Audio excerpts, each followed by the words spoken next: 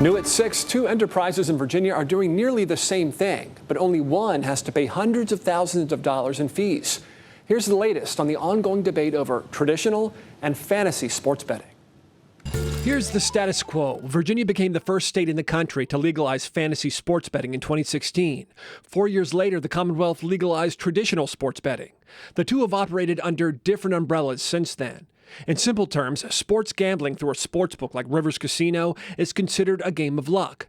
Fantasy sports betting, on the other hand, is federally recognized as a game of skill, so it's not considered gambling and it's not bound by strict rules. But ever since the sports betting boom, the lines have started blurring between the two. Nearly identical proposition bets, like wagering on how many points an NBA player will score or how many touchdowns an NFL team will have, are appearing on both fantasy gambling and traditional sports gambling platforms. But only one of them faces stringent taxes and restrictions. Two different entities, two different sets of rules. Like the fees, for instance, sportsbooks having to pay $250,000 for a permit, then a $200,000 renewal fee every year. Fantasy sports apps only pay an $8,300 fee for permits and renewals.